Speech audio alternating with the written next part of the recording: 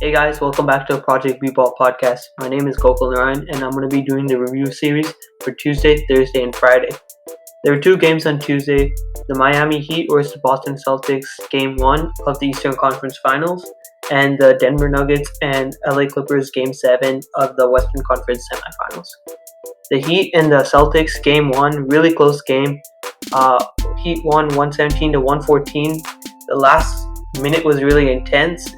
Bam Adebayo with a game-saving block on Jason Tatum sealed the deal, and from there, they just took it over. But this foreshadowed a really interesting series, and my personal prediction for this is Heat in 7.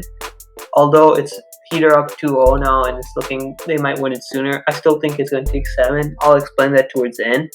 But yeah, great game from Jimmy Butler. He had 20 points, Jay Crowder 22, Goran Dragic 29 for the Celtics, Jason Tatum 30, and Marcus Smart 26, Kemba 19, Jaylen Brown 17.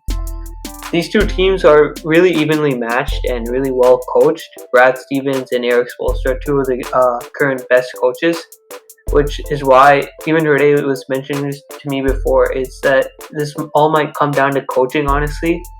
And the Heat in general are just a really good coach team, and every year, even though they have good players, they're always there because Eric Spoelstra, Pat Riley, they know how to do this. They have experience, and that's been carrying them for the last couple of years. But yeah, the Heat they're made for these clutch moments. Adebayo's block was so clutch. Like, it seemed like a guaranteed dunk from Tatum, but he just stopped it and end the game. And I believe they were down 2 a little and came back. So yeah. And then Game 7 of the Nuggets and Clippers series, my prediction all along, as I've been saying, was Clippers in 5, Clippers in 6. And then it came down to Game 7, which I already didn't see coming there. And I felt there was no way they would win. But then the Nuggets just surprised us all with the 104 to 89 victory. It's not even close, but not a good game from either of the stars. Kawhi Leonard shooting 6 for 22, Paul George 4 for 16. No one was shooting well.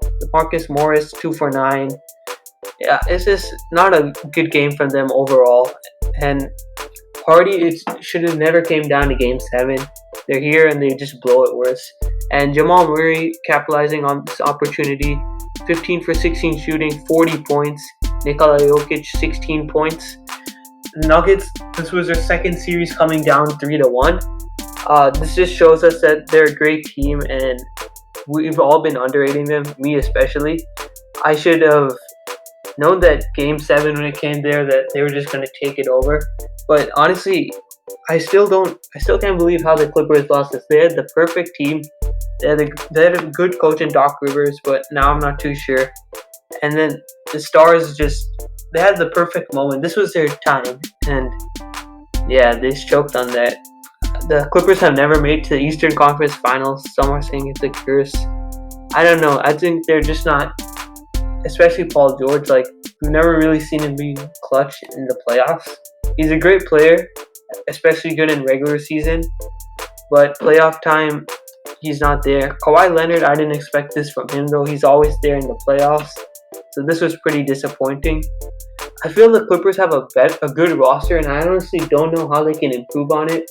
They have the perfect team. This is like, when you have the perfect team, perfect roster, you don't know what to do to improve on it, but it still doesn't go well. So I only can say run it back one more year and see it, but I don't know. They can't fire Doc. They could fire Doc Rivers, but who are they going to get? Mike D'Antoni? Like, they have a good team. Maybe they just need, like, I don't know, another bench player, because their bench is good too, so it's hard to say. Like, they have the perfect roster, and yeah, I'm not too sure about this, but really disappointing series for Clippers fans.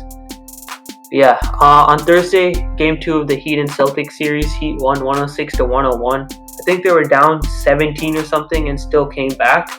So really resilient game. Goran Dragic 25, Jimmy Butler 14, Bam Adebayo 21, Duncan Robinson 18. For the Celtics, Jason Tatum with 21, Jaylen Brown 21, Kemba Walker 23. For Celtics fans, this is something to be worried about because you're down 2-0 and you don't like that. But I believe they will win the next 2 games, and I still see this going to 7 because the Celtics, they're the type to bounce back. Even though the Heat they're really tough to take back the game against. We've seen that in the Bucks series. The Bucks only got 1. I think the Celtics are much different. They're better in the playoffs, so I still see them coming back. But overall, the Heat will win the series, in my opinion, in 7 games. Maybe they might win it quicker, but I still think 7. The Celtics definitely have to make some defensive adjustments, and they have to stop turning over the ball. They were doing everything good in Game 2, shooting well, rebounding well. Just turnovers cost them the game, so that's something they definitely have to avoid. I believe their points off turnovers was a huge reason why the Heat took the win, a comeback win. So that's something they have to fix. After the game, it was reported that Marcus Smart and Jaylen Brown had a conflict, and that's obviously natural between players when you're up by so much and then you choke the lead and you're down 2-0. It's definitely hard, but I think the Celtics will bounce back and take the next 2. And then today, Friday, was the first game of the Nuggets and the Lakers series. Lakers took the win 126-114. Good game for Anthony Davis. Great game, 37 points. LeBron, 15 points. 12 assists though, so he's there. And Danny Green, 8. Kentavious Caldwell-Pope, 18. So LeBron, to me, like in this series against the Nuggets, I think that LeBron is like, how does this?